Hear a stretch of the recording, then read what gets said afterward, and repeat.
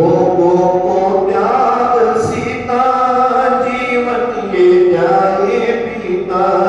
भोगों को त्याग सीता, जीवन ये जाए पीता। तृष्णा न पूरी हुई, डोली पर चढ़ते देखे। तृष्णा न पूरी हुई, डोली पर चढ़ते देखे।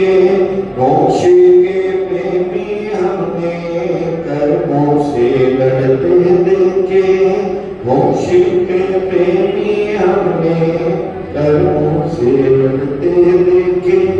बोले डॉक्टर सरस्वती भूषण माता जी की बोले चलते हैं आपके चरण उनकी मंगल निर्देशों के लिए मेरी तरफ आने के बाद उनसे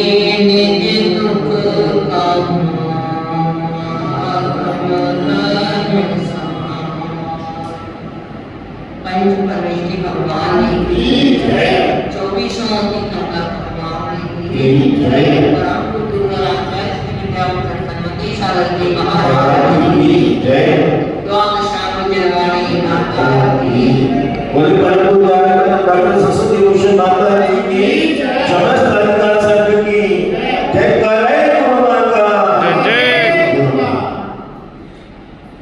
नमस्ते ही बच्चों,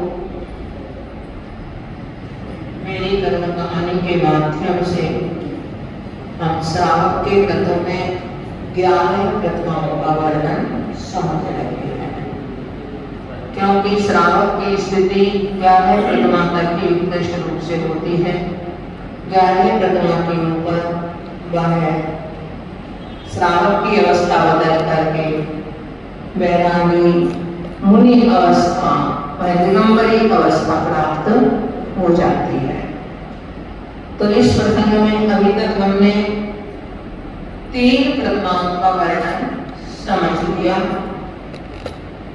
वह श्रावक संसार शरीर भोगों से विरक्त होकर जिन धर्म के प्रति अटूट श्रद्धा रखते हुए प्रारंभ में सप्त व्यसन आदि का त्याग करके आगे बढ़ना हुआ, 12 व्रतों का पालन करता है। अभी वह आरंपरिक आदि का पूर्ण त्याग नहीं कर पाने से 10 दिनों की हिंसा से तो विरक्त होता है, परंतु स्थावर हिंसा से पूर्णता व्यक्त नहीं होता। वह 5 पापों का ही स्थूल रूप से त्याग करता है, सूक्ष्म रूप से नहीं। और स्थूल रूप से त्याग करने में वह अपनी मर्यादाएं निश्चित कर लेता है। गमनागमन की, परिग्रह की, हर चीज की मर्यादा वो अपनी निश्चित कर लेता है। ऐसा मर्यादाएं निश्चित करने के बाद में वह और आगे बढ़ता है।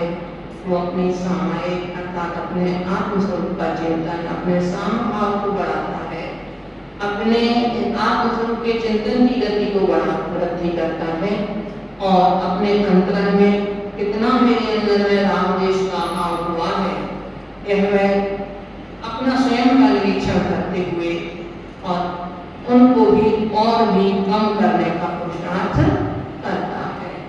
क्योंकि श्रावक वास्तव में तो वही है, करनाई की दृष्टि से देखें तो जिस चीज अनंतानुबंधी आदि कसाएं जिसकी चली गई है, अप्रत्याख्यान का भी उदय है, परंतु वह उसका क्षय उपशम है। तो उसका क्षय संबंध है, उसके उदय में उसके कृत के लेने के भाव हुए हैं, उसने कथन को तथा ग्रहण किया है, तो वह कसायों की मनता पूर्वक ही अपने सारे कार्य करता है। अब चौथी प्रतिमा में कि अष्टमी चतुर्दशी आदि पर्व के दिनों में वह उपवास करता है।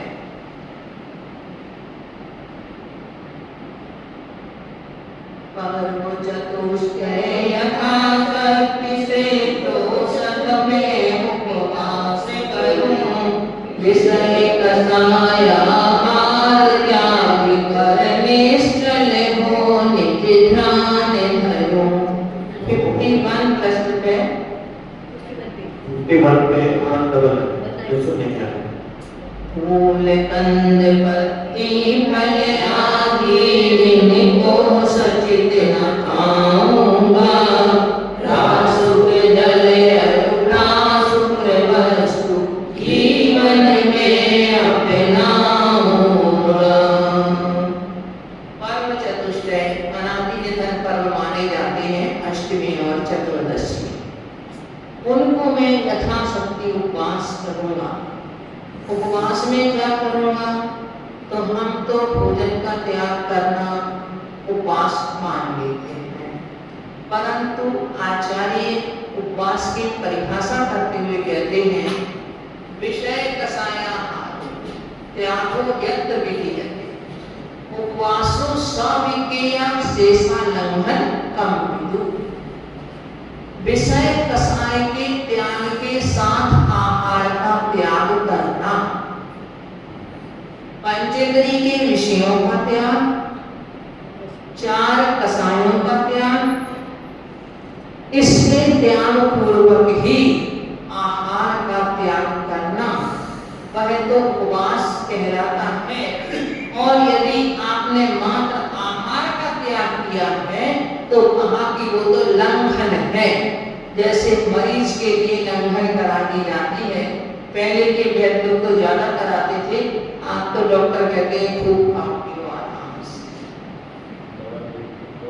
दवाई भी खाओ और जो खाना है वो भी खाओ। तो अब पंचेंद्रिय के विषयों का भी क्या अर्थात वह अपने खाने की पीने की तो त्याग हुआ ही, पहनने में कौन कौन सी वस्तुएं आएंगी, स्पर्शन इंद्रिय का विषय हमारा क्या है, रसना इंद्रिय का विषय क्या है। रसना इंद्रिय ऐसी इंद्रिय है जिसके 2 विषय हैं, एक तो वाणी और एक भोजन, 2 विषय हैं रसना इंद्रिय के। तो भोजन का तो त्याग कर दिया, किंतु उसके साथ साथ वाणी का भी संयमित करना, हित मित प्रिय वचन बोलना। देखो एक इंद्रिय तक तो हम थे तो हमारे लिए वाणी मिली ही नहीं। जब तक एक इंद्रिय पर्याय में रहे तब तक हमें वाणी नहीं मिली, बोलने की शक्ति नहीं मिली। जब से 10 पर्याय को प्राप्त किया तो हमारे लिए वचन शक्ति फिर भी वो कैसी थी, हमारी अस्पष्ट थी। 2 इंद्रिय 3 इंद्रिय और 4 इंद्रिय पर्यायों में, असैनी पंचेंद्रिय में और सैनी पंचेंद्रियों में भी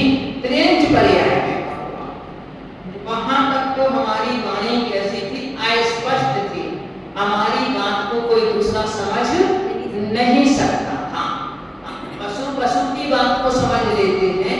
कुछ इंसान भी तो जब उनके सामने में आते हैं तो वो भी उनके इशारों को क्या चाहते हैं वो समझ लेते हैं, किंतु उनकी वाणी ऐसी स्पष्ट नहीं है कि वो उस वाणी से अपने बात को, अपने दुख को, अपने सुख को स्पष्ट हमारे सामने कर सके। तो वह वाणी आज हमें इस मनुष्य पर्याय में मिली हुई है। अगर हम इस वाणी का दुरुपयोग करते हैं, इससे कर्कश वचन बोलते हैं, दूसरों की निंदा करते हैं, दूसरों की बुराई करते हैं, तो हमारे लिए ऐसी भी स्थितियां आ सकती हैं कि हमारी बोलने की शक्ति ही खत्म हो जाए और आगामी भावों में हमारे लिए वह बोलने की शक्ति प्राप्त ना हो, क्योंकि जब मिली तो आपने इसका गलत उपयोग किया, इसलिए वह आपके लिए अब आगे मिलने वाली चीज नहीं है।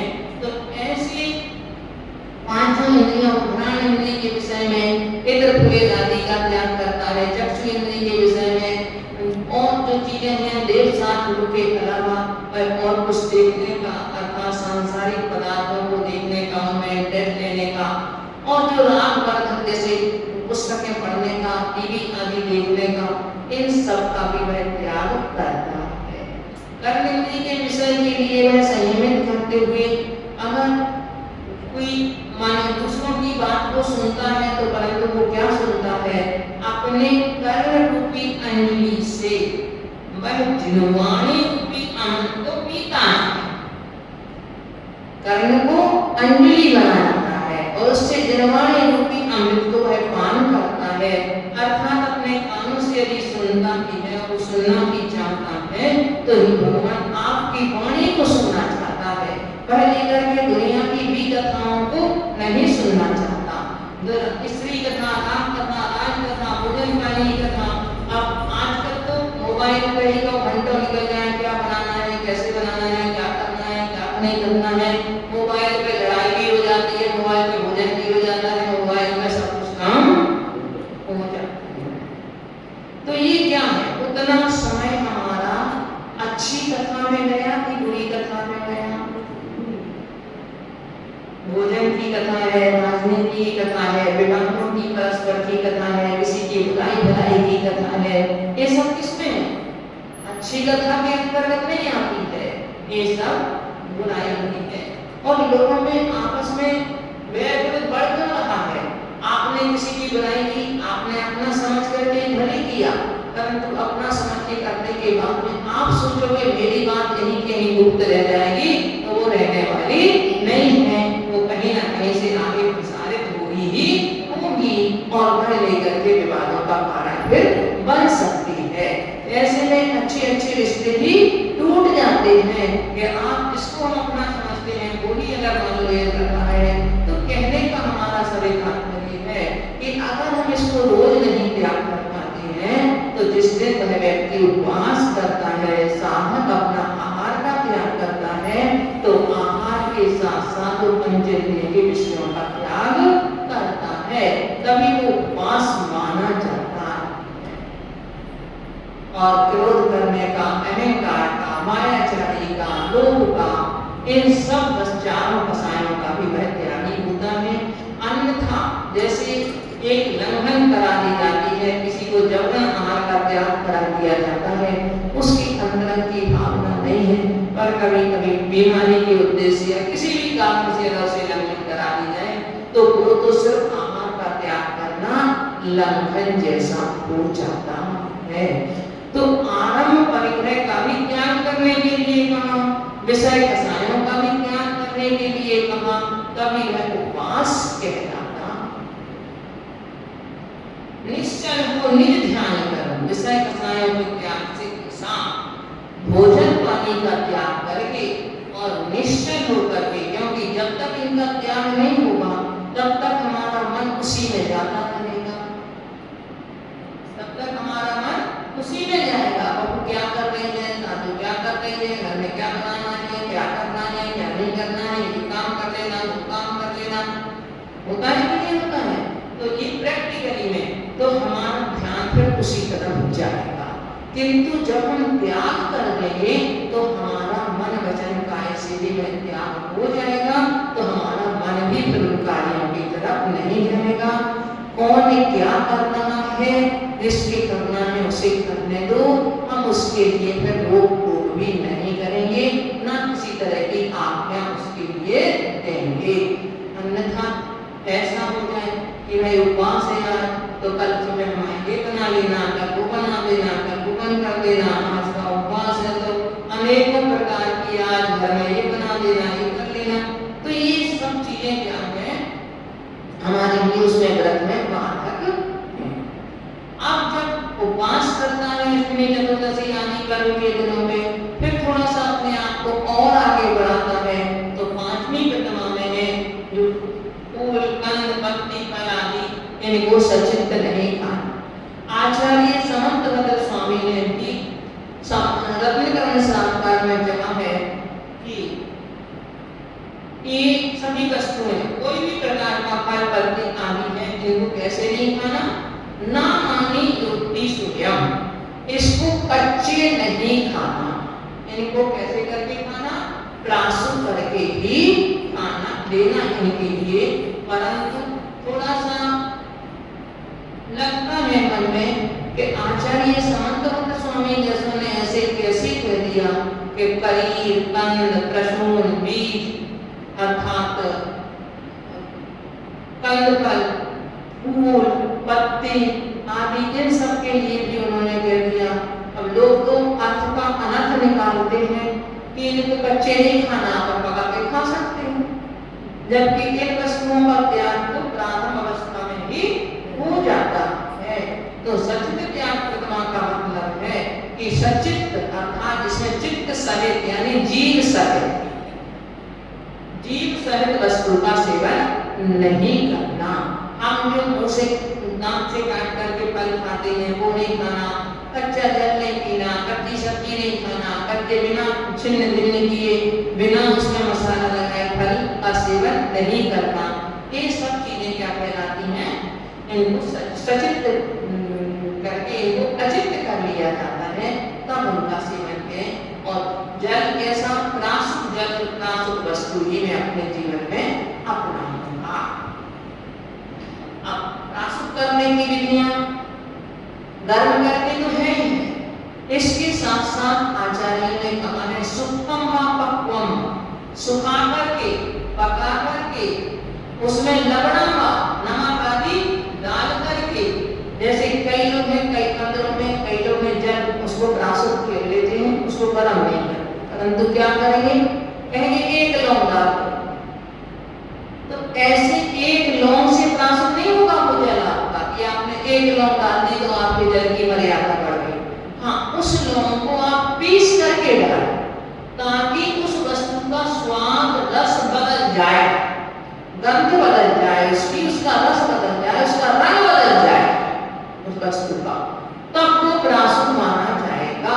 आपने सोचा चलो एक लौंग डाल दी अपना काम हो गया तो उससे वो प्रासुक होने वाला नहीं है। प्रासुक का मतलब ही यही है कि उसका गंध उसकी वर्ण उसमें परिवर्तन हो जाए। एक बात और भी है, वैज्ञानिक दृष्टिकोण भी है इसमें, कच्चे फल खाने से वायु का प्रकोप शरीर में ज्यादा होता है, और यदि आप इनको अचित करके ग्रहण करेंगे तो उनसे वायु का प्रकोप कम।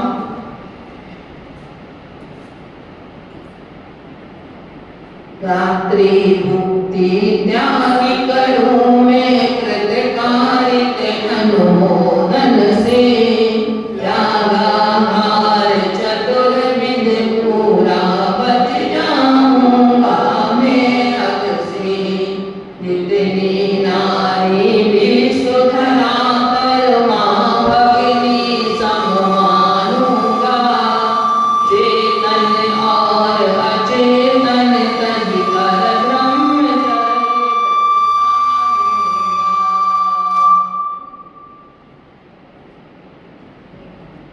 मैं रात्रि भोजन का त्याग कैसे करूंगा, कृत कावित और अनुमोदना से।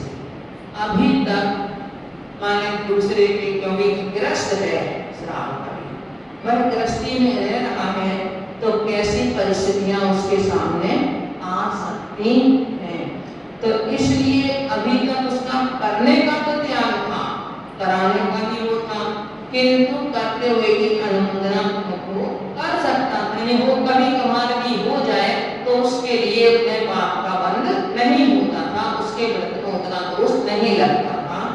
किंतु अब छठवीं प्रतिमा का मतलब है कि अब वह न कर सकता है, न करा सकता है और न करते हुए की अनुमोदना कर सकता है। घर में है, मुझे नहीं करना है, बहू कर देगी, बेटी कर देगी, बेटा कर देगा, तो ये भी वह नहीं कर सकता है। त्याग आहार चतुर्विध पूरा, चारों प्रकार के पूरा आहार का कार्य तन्मयता से त्याग करके मैं पाप से बच जाऊंगा। देखो एक बार की बात, आगरा में बेनाड़ा परिवार का अच्छा नाम है, आप लोगों ने सुना होगा। बहुत साल पहले की बात है, जब हमारी इच्छा नहीं हुई थी तो रात परीक्षण में वहां जाने का मौका मिला था। तो जब बेनाड़ा से बदल से बात हुई तो बोले हमारे यहाँ माता जी हम बहू लाते हैं तो हम और उसके लिए जब मुंह दिखाई में हम उसके लिए देते हैं कि बेटा तुझे रोज मंदिर जाना है और रात्रि भोजन नहीं करना है। बहू की मुंह दिखाई में बोले हम ये गिफ्ट देते हैं उसके लिए। और बोले हम कभी कोई रिश्ता करते हैं तो जैसे भोजन आदि की बात होती है, कहते आपको भोजन अच्छे से अच्छा कराएंगे, परंतु हम रात्रि में नहीं देंगे, अन्न का भोजन कम से कम। बारात में भी वो रात्रि में भोजन उन्होंने नहीं दिया और बोले कि हम आपको आलू प्याज वगैरह नहीं देंगे, भोजन में आपके में कोई कमी नहीं रहेगी, परंतु हम ये चीज आपको नहीं देंगे। उनके यहाँ बोले एक बार एक व्यापारी हमारे यहाँ आया तो हमने हमारे यहाँ 5 बजे रसोई बंद हो जाती है करने के समय में, तो हमने कहा कि भाई साहब आप अपना टिफिन लगा करके अपने रूम में जो गेस्ट रूम था उसमें आप रख लें, आपको कभी आप पहले यदि भोजन कर ले तो अच्छी बात है और नहीं है तो बोले आप कर लें, कोई बात नहीं। रात को बोले वो करने में दे दिया हमने, रात को उससे पूछा नहीं तो वो सुबह थोड़ी से रात में तो फिर उन्होंने मेरा 4 साल का बच्चा था, उसको मैंने कहा कि बेटा तुमने कब भोजन किया था? बोले मैंने 4 बजे भोजन किया था कल। तो बोले अब तुमने अभी तक कुछ खाया है? बोले अभी तक मैंने कुछ नहीं खाया। तो उनको दिखाया कि देखो आवाज बच्चे की बात सुनो, तब उनके मन में थोड़ी सी शांति हुई। तो ऐसे परिवार भी हैं। नोएडा में एक परिवार राजस्थान से आकर इस साल को बसे हुए हैं, अपने पोते को साथ में लिए थे, बोले इसको मैंने रात में भोजन नहीं कराया। 4-5 साल का था, बोले अभी तक मैंने इसको रात को भोजन नहीं कराया है। तो माता पिता जिस तरह के संस्कार उस बच्चे को शुरू से डालते हैं, परंतु जब वो स्वयं उस तरह से संस्कारित हो तभी वो दूसरे को संस्कार दे सकते हैं। तो रात्रि भक्ति त्याग छठवीं प्रतिमा में कृत कामित और अनुमोदना इन तीनों से ही हो जाना। उसमें मैं कह रहे हैं पालन करूंगा और पालन करके मैं पापों से बच जाऊंगा, क्योंकि रात्रि भोजन में ये तो सब जानते हैं कि हिंसा बहुत होती है। जब हमारे शरीर पर आकर के वो मच्छर गिरते हैं तो जो भोजन बना हुआ है रखा है क्या उसमें नहीं गिरेंगे? तो रात्रि में भोजन करना तभी कहा है कि वह मांसाहार के बराबर है। मैं हिंदू पुराणों में तो कह दिया कि रात्रि में भोजन करना मांस खाने के बराबर और पानी पीना रक्त पीने के बराबर। पर छठवीं प्रतिमा में तो समझो कृत कारित और अनुमोदना इन तीनों से ही ज्ञान हो जाता है। 7वीं प्रतिमा में है जितनी नारी विश्व धरा पर मां अग्नि सम मानूंगा। देखिए ब्रह्मचर्य का पालन कई तरीके से है, यानी उसमें श्रेणियां हैं कई। प्रारंभ में एक गृहस्थ अपने ब्रह्मचर्य का पालन जो करता है वो अपनी सदा संतोष व्रत लेकर के करता है कि मैं अपनी पत्नी के अलावा और सब के लिए मैं उसका नफा त्याग सबके लिए माँ और बहन के समान में वह देखेगा। इसके बाद में जब वह थोड़ी और आगे बढ़ता है, 2 प्रतिमा में भी ब्रह्मचर्यानुव्रत है, तो 2 प्रतिमा का ब्रह्मचर्यानुव्रत वह फिर ये है कि अपनी पत्नी में भी राम नाम कम करके और उसमें भी अपनी मर्यादाएं बना लेता है। अब इसके बाद जब वह 7वीं प्रतिमा तक आता है तो अपनी पत्नी को भी अपनी बहन या अपनी मां की दृष्टि से देखता है। जो भाव उसको अपनी मां के प्रति अपनी बहन के प्रति होता है वही भाव उसका अपनी विवाहिता पत्नी के प्रति भी हो जाता है। एक राग का भाव उसको देख करके आता था, वो राग का भाव उसका हट जाता है, खत्म हो जाता है और वह उसके प्रति भी वैसा। तो जितनी भी नारी विश्व बराबर है मैं उसको मां बहन के समान मानूंगा और इसके साथ चेतन और अचेतन जितने भी, क्योंकि चेतन भी और अचेतन भी जब मन में राम उत्पन्न हो सकता है तो अचेतन को देख करके भी उत्पन्न हो सकता है राम। तो कहते हैं सबको तय करके मैं अपना ब्रह्मचर्य व्रत को मैं पालूंगा। इस तरह से एक आपकी 7वीं प्रतिमा का वर्णन हुआ और हो सकता आपकी पूरा हो जाए। ओम